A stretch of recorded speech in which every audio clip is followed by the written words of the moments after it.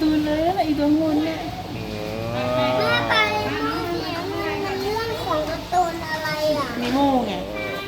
หน้ามันก็ว่าอะไร อุ้ยสวยอ่ะ เฮ้ยตัวนี้โคตรสวยเลยอ่ะแม่ ของแท้ไหมวะ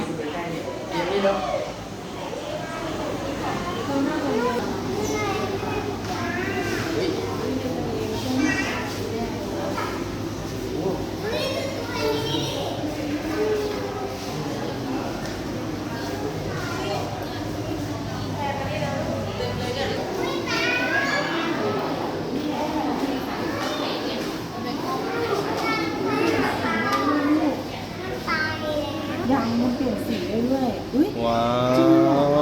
ว แม่ เฮ้ยรูปวาดเลย แม่ เฮ้ยมันเสียงจากตัวมันเหรอ เนี่ยเข้าไป เพราะมันบ้ามันทำไมมันเปลี่ยนสีเหมือนกันหมด สีเดียวกันหมด เอามาทำให้มันเกิดด้วย แล้วทำไมมันเปลี่ยนเป็นสีเดียวกันหมดล่ะ เฮ้ยแม่มาดูตรงนี้แม่ นี่เนี่ย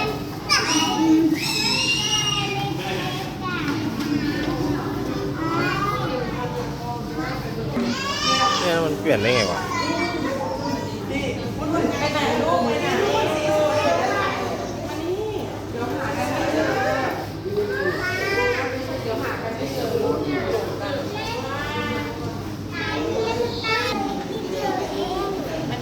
หมึกนี่มันหมึก เดี๋ยวตัวนี้หนีวนไปเลยจ้ะ โอ้โหถ่ายรูปยังสวยเลย นี่ตัวนี้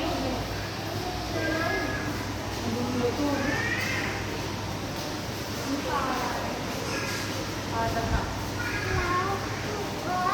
ปลาตัวปลา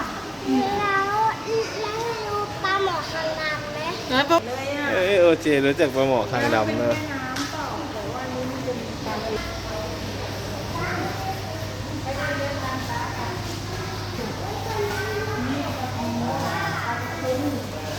อย่างที่เรากินเนี่ย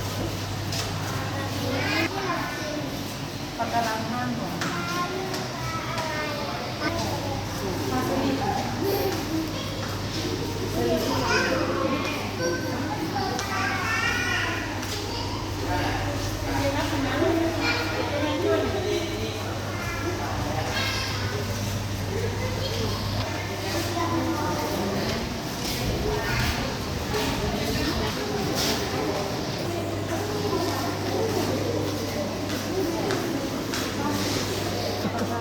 ตัวนี้เขาเรียกปลาอะไร ปลากระลัง จับมือแล้วก็ลง ไม่ใช่ปลาสิงโตปีกยาว สวยอ่ะ ไม่ใช่แมวน้ อ๋อ การตั้งท้องของม้าน้ ม้าน้ำนี่ ำเนี่ยเขาเรียกว่าม้าน้ำ ำนี่แม่ตรงนี้ปลาอะไรอยู่ที่มันเป็น ปลาอะไรเอ่ย ปลาลิงเตอร์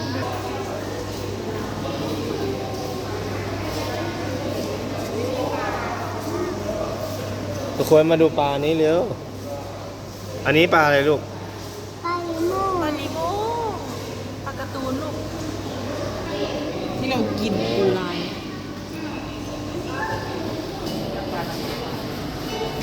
อยู่ใต้ท้องทะเลอ่ะ